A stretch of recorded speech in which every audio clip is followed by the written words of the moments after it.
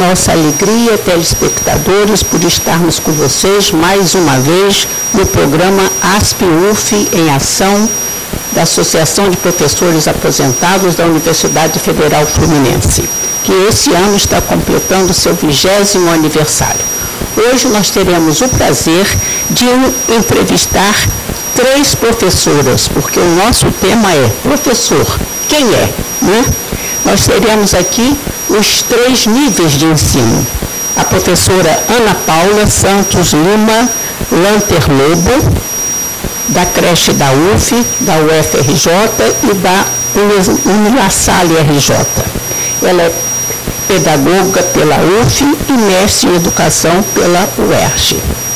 A seguir, nós teremos a professora Silvana Cerqueira, do Ensino Fundamental, professora da Fundação Municipal de Educação, formada pela Faculdade do Centro Educacional de Niterói, em Literatura e em Psicopedagogia. E, finalmente, representando o ensino superior, nós temos a professora Eduardo Zacur, professora graduada em Português e Literatura, com mestrado e doutorado na Faculdade de Educação da UF, aposentada na rede estadual, portanto, com ampla experiência em todos os níveis, né? Então, começando essa primeira parte do programa, nós perguntamos às professoras, né, começando pela professora que atua na educação infantil, qual a trajetória de vida da professora, em termos de identidade, de história, o que mais marcou nesses anos de professor? A minha trajetória foi uma trajetória que eu posso considerar bonita, né? A minha graduação no curso de pedagogia, né? A oportunidade de ter passado por vários professores importantes na minha vida. Uma delas está aqui sentadinha com a gente, que é a Edeiges, né? E já na graduação eu comecei a fazer pesquisa, né? No núcleo multidisciplinar de pesquisa e extensão da criança de 0 a 6 anos, coordenado pela Vera Vasconcelos, né? Pessoa também fundamental na minha formação. E, enfim, a pesquisa e a experiência de bolsista nessa área me fez buscar uma especialização na PUC do Rio de Janeiro, na área de políticas públicas para a formação do profissional de educação infantil e mestrado em formação de professores e educação na UERJ. Todas essas experiências, como que elas hoje ainda, né, atravessam a minha vida? Elas atravessam no sentido de me chamarem, né, de me colocarem sempre à frente para essa questão do profissional de educação infantil, para as suas especificidades, para a necessidade de uma formação de qualidade, para um olhar especial das políticas públicas para a construção de espaços de qualidade favoráveis a um trabalho respeitoso em relação a eles, em relação às crianças, em relação aos seus coordenadores, aquelas pessoas que estão ali presentes, construindo aquele espaço político e pedagógico. Então, essa formação minha hoje, essa trajetória, ela me chama o tempo todo para repensar essas questões relativas à formação, às políticas e às práticas no campo da educação infantil. E agora a professora Silvana Cerqueira, do Ensino Fundamental. Bom, a minha trajetória dentro da educação, eu comecei realmente com a graduação no Centro Educacional, que era uma escola bem diferente do que a gente estava acostumados, né? E trouxe muito disso para o Ensino Fundamental, onde eu atuo há 18 anos, e consigo perceber que, nesse momento, aquela escola que naquele tempo parecia tão diferente, é hoje uma escola tão próxima de nós. A nossa escola hoje, o nosso ensino fundamental dentro da rede municipal, dentro da escola pública, é uma escola que me lembra muito essa parte da formação da minha área. Nós conseguimos trabalhar dentro do centro educacional, dentro de todo o meu estágio, de toda essa época de graduação, com essa perspectiva de trabalhar visando o fazer junto com a criança, o aprender junto com a criança o tempo todo. E aprendi também que depois, mais tarde, na pós-graduação, nós poderíamos trabalhar com esses fazeres das crianças de uma forma mais próxima das comunidades, mais próximas da vida pessoal de cada família, trazendo essa perspectiva de que o ensino fundamental é uma etapa onde a família está completamente presente na vida da criança. Muito obrigada, professora Silvana. Agora nós temos a professora Eduígia Zacur, que vai falar da sua experiência. Eu fui uma alfabetizadora que não alfabetizou a turma inteira. É verdade que a turma era daquelas dos repetentes, dos renitentes, etc. Mas eu não me conformava de aprovar apenas 63%. Os outros eram tão espertos, tão inteligentes, até para promover inquietações na professora. Como é que eu não conseguia alfabetizá-los? Eu achava que havia alguma coisa errada. E aí achei que, fazendo letras, quem sabe eu compreendesse a fundo as relações da linguagem, eu pudesse estudar não apenas gramática, mas linguística, eu poderia dar um salto. A verdade é que a minha diretora nunca me permitiu voltar às séries iniciais. Agora eu preciso de você de quinta a oitava. Mas eu continuei professora alfabetizadora sempre, porque a apropriação da linguagem é um processo contínuo, ininterrupto. Daí em diante eu fui fazer mestrado, doutorado, agora em educação, sempre movida pelos desafios. Hoje eu digo que o grande desafio é a professora aprender mais sobre os processos de aprendizagem do seu aluno para ensinar de uma maneira mais compatível com o modo pelo qual eles aprendem. Porque, ainda que passamos a uma crítica enorme ao que ficou para trás, aquele velho método Lancaster, usado no Exército, ainda que façamos a crítica a um ensino em que só o professor contava, ele do lugar do ensinante, ele como aquele que deveria levar a instrução para as crianças, né? E o termo instrução também ainda é usado no Exército, todo dia é dia de instrução, e depois chegamos à escola nova e passamos a nos preocupar mais nesse aluno que é o sujeito que aprende, né? E todas essas correlações desagam na formação já na faculdade de educação, onde eu cheguei em 1990 e já encontrei um discurso muito interessante a favor do resgate da prática como lugar de produção de saberes. E na faculdade de educação, na qual eu ingressei em 1992, em janeiro, idade da ASP-UF, né? Eu encontrei uma efervescência grande, porque a Faculdade de Educação estava reformulando o seu currículo e um ponto principal seria justamente colocar, atravessando todo o curso de pedagogia, pesquisa e prática pedagógica. Chegava-se à conclusão que não bastava o estágio, era uma situação muito artificial e que precisava apostar as fichas nessa formação do professor pesquisador. Então este é um momento que eu acho da maior importância e acho que tem que ser muito enfatizado. Muito obrigada, professora.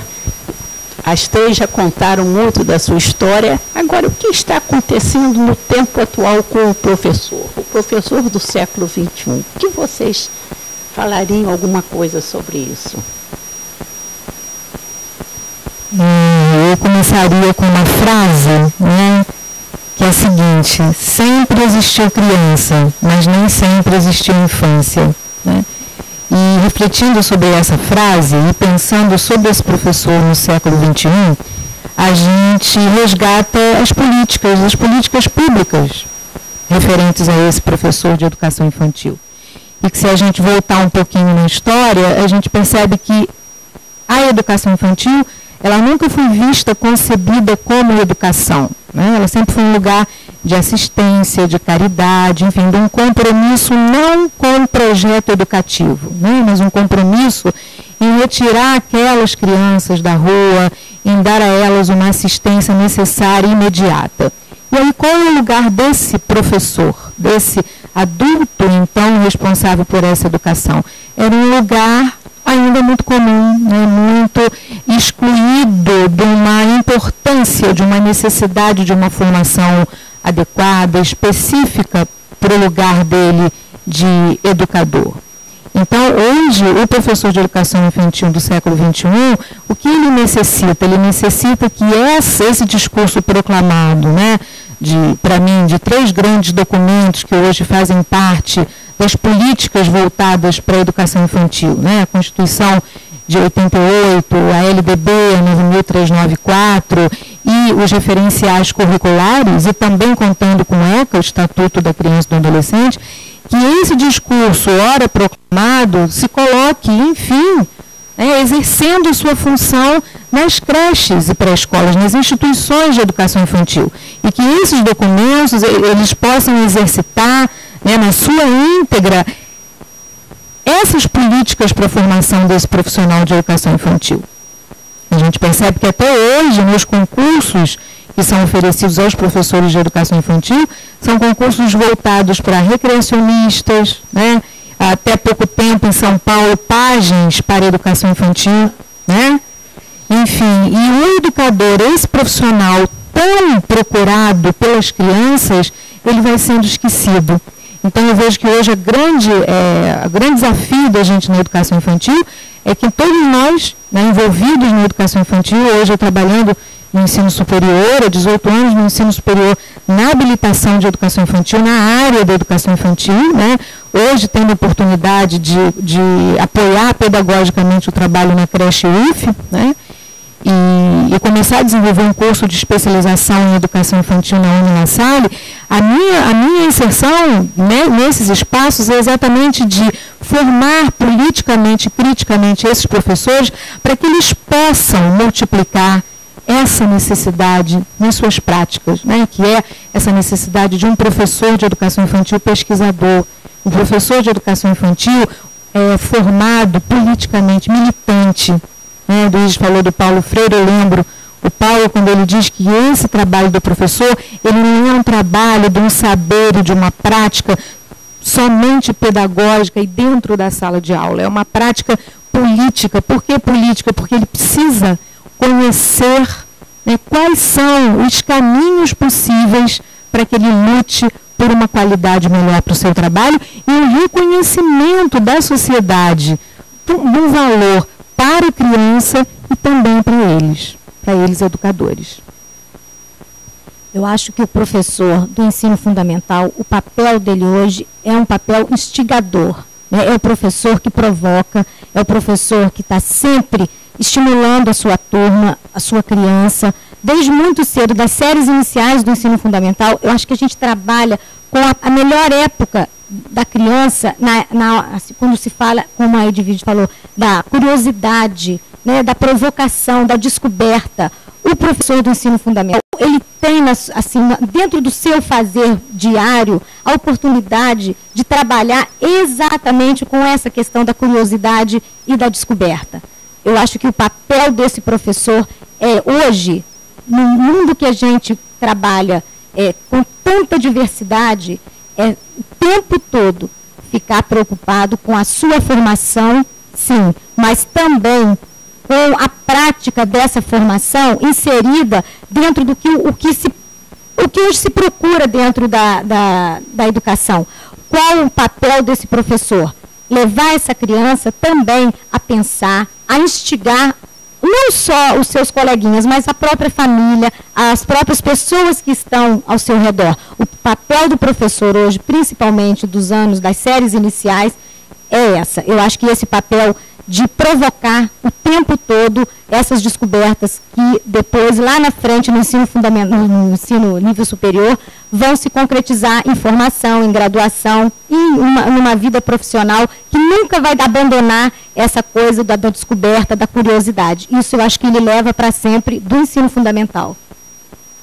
Bom, a partir das contribuições já dadas, né, eu quero lembrar o seguinte: a criança aprende a falar sem que ninguém ensine formalmente.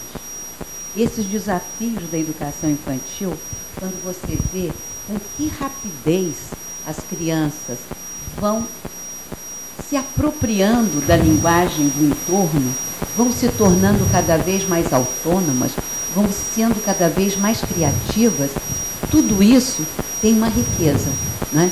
Tanto que nós chegamos a produzir um livro que se chama Revisitando a Pré-Escola. Não é um livro especificamente de pré-escola, hoje diríamos de educação infantil, mas é um livro que chama a refletir sobre um espaço menos formatado, quando as professoras ainda estão mais abertas à sensibilidade de ver e ouvir as crianças nas rodas, etc. Agora, nas demais etapas da vida escolar, cada vez mais, hoje em dia, nós temos que lembrar que o século XXI é um século em que os neurônios prevalecem sobre os músculos. Para adestrar, a máquina o fará por nós. Para pensar, refletir e pensar criativamente, nós temos o desafio colocado para a escola de todos os níveis, né? Então, essa escola de hoje não pode ser apenas uma escola de transmissão.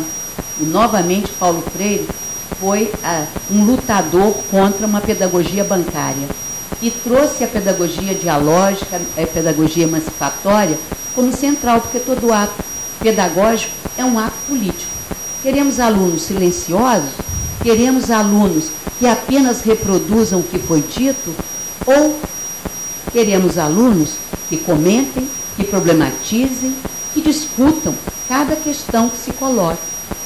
Então, esse desafio está em todos os níveis. Na educação infantil, as crianças nem esperam que a professora dê espaço. Elas falam espontaneamente o que lhe vem à mente, né? Abre a boca e deixa o espírito falar. Na escola de primeiro grau, no ensino fundamental e no segundo grau, sobretudo, o problema é maior, porque no segundo grau o conteúdo é tamanho e o conteúdo muitas vezes é tão distante da vida que os alunos querem problematizar o que está acontecendo, mas tem o conteúdo programático e muitas vezes nós não podemos discutir isso porque isso não está na nossa praia. E até na universidade. Você chega com a aula pronta e vem um aluno fazer uma pergunta a respeito de alguma coisa que você não havia pensado. E é preciso parar a aula sim, esquecer o que estava planejado sim e entrar nessa questão. E aí uma vez uma aluna me perguntou, mas aí nesse caso, se o aluno me fizer uma pergunta que eu não sei responder, então você vai mostrar a ele que o mais importante é que a gente siga aprendendo. Essa sociedade do século XXI é uma sociedade aprendente. E para isso temos que continuar nos colocando questões, perguntando sempre e aprendendo a vida toda. Muito obrigada às três professoras, às três brilhantes professoras. Eu me sinto assim, que eu gostaria de voltar para a educação infantil, de voltar para o ensino fundamental e de voltar para o ensino superior, dado assim o brilhantismo com que vocês defenderam os seus níveis em que vocês estão trabalhando. Mas, telespectador, continue conosco, porque nós, dentro de instantes, nós reiniciaremos com o nosso segundo bloco com essas três brilhantes professoras.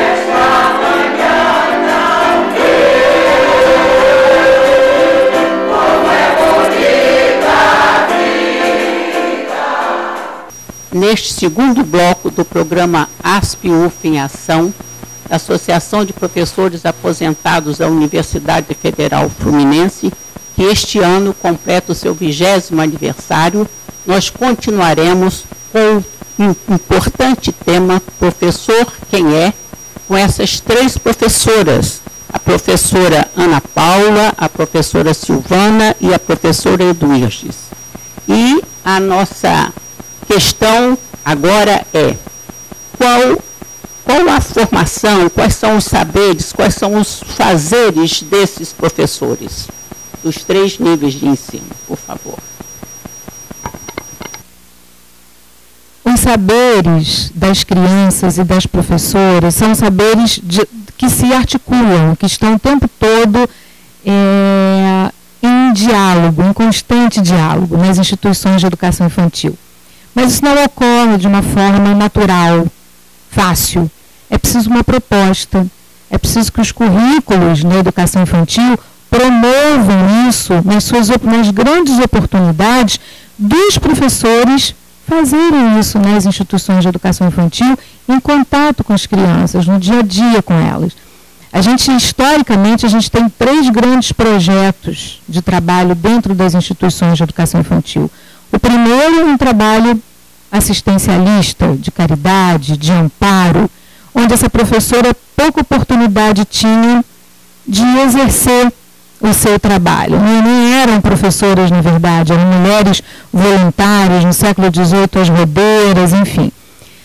O segundo projeto era um projeto de uma pedagogia preparatória para a educação infantil. A educação infantil, então, ela servia às necessidades e às demandas do ensino fundamental. Então, nesse cotidiano eram apresentados livros, cartilhas às crianças. E esse professor, qual era o trabalho dele? Reproduzir esse conhecimento.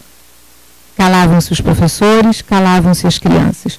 Hoje, o nosso grande desafio é de uma pedagogia para a infância e para esse professor, uma pedagogia emancipatória, uma pedagogia da educação infantil que possa garantir nos seus currículos a fala dos professores e a fala das crianças. O universo infantil tem muito a nos dizer. As angústias das professoras, os sucessos, as dificuldades, eles também contribuem para a ressignificação desse trabalho. Eu gostaria de lembrar de um poeta que eu gosto muito, Manuel de Barros, que ele fala que é preciso transver o mundo. É preciso transver o mundo. É necessário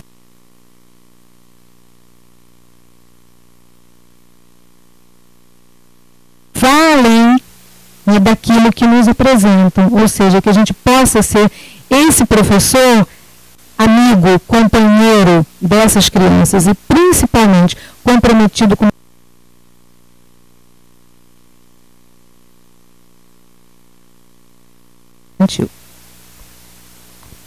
E agora com a professora Silvana, que atua no importante setor que é o ensino fundamental,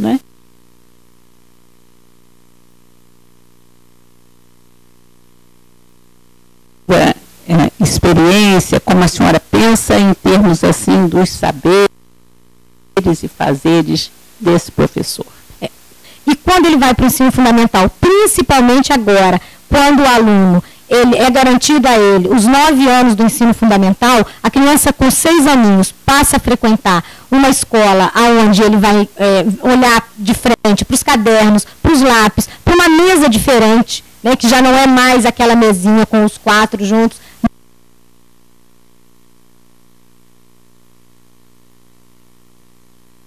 É colocado em fileira. Em alguns momentos o professor modifica essa arrumação da sala, mas o pai, as pessoas, parece que criam na criança a expectativa de que ali para frente o fazer dele é outro. E não é. O ensino fundamental, sim, ele garante que o saber, o conteúdo, aquilo será sistematizado. Mas não quer dizer que será sistematizado de uma forma a romper com toda aquela proposta inicial do ensino da educação infantil. O fazer dentro do ensino fundamental, ele é um fazer, sim, diferenciado na sua forma de colocar para a criança que, além dele também brincar e se divertir dentro da escola, porque é preciso garantir esse espaço, ele também vai fazer ali a sistematização do seu conhecimento. Então, isso eu acho que o fazer dessa criança é preciso ser garantido dentro disso. A parte lúdica, a parte da brincadeira, a parte do aprender fazendo, também tem que ser garantida dentro do ensino fundamental. E agora, a professora Eduíges, o que a senhora pensa sobre esse tema de saberes e fazeres? Saberes e fazeres são da maior importância sempre, devidamente articulados. E eu ainda introduziria aí mais uma palavra, poderes. Porque ao longo da nossa história, nós temos visto uma separação artificial do mundo do fazer e do mundo do saber. Como se, para fazer, não houvesse a demanda do pensamento, da elaboração, da construção de conhecimento o tempo todo.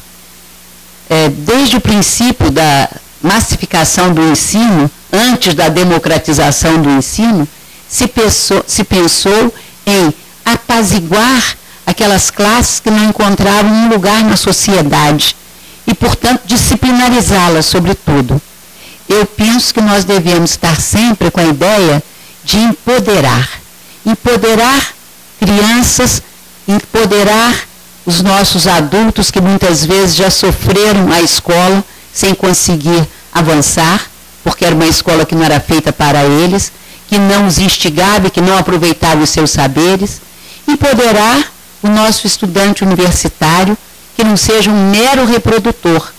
Eu vejo com alguma preocupação alunas de faculdade me dizerem: mas eu sempre reproduzi, agora você quer que eu seja autora? Sim, eu quero apostar o tempo todo na construção da autoria. Somos leitores, responsáveis por uma compreensão ativa. Paulo Freire já falou tanto na leitura de mundo, né? E somos autores da nossa leitura e também autores dos nossos textos. As crianças chegam com um gás enorme, falam frases absolutamente poéticas, que eu sei que você teria um leque de frases maravilhosas, nunca ouvida antes, e com uma sabedoria, com filosofia, com poesia, né? E depois vão se silenciando, calando as crianças e calando os professores, como a Ana Paula falou, nós temos um problema sério para resgatar lá no 3º grau a autoria. Muitas vezes alunos dizem: a monografia é a nossa via crucis. Por quê? Porque reproduzimos. Agora nos dizem: sejam autores, tomem a palavra, né? Se mantivéssemos essa tomada da palavra como um exercício permanente na escola, de reflexão, de busca, né, dos interesses que as pessoas trazem, das discussões que estão rolando na vida, no mundo, na mídia, e, portanto, deveríamos também estar discutindo tudo isso na escola, avançaríamos muito. Nós agradecemos as belíssimas respostas das 3 professoras aqui, e a professora Eduíges colocou a palavra poderes, acrescentou a palavra poderes. E ao acrescentar a palavra poderes, né, ela nos remete, nos tira do só aprender e nos leva a aprender a ser, dando ao ser humano a magnitude de que ele é capaz. Ele é o ser, né? O homem como ser, e como ser ele tem poder de transformação desse mundo para o mundo melhor. Chegamos ao final de mais um programa ASP-UF em Ação, da Associação de Professores Aposentados da Universidade Federal Fluminense, que este ano completa o seu 20º aniversário. Agradecemos as nossas brilhantes entrevistadas e convidamos a você, telespectador, para estar conosco no nosso próximo programa, e também você poderá acessar outros programas da AF-UF que se encontram na nossa telinha.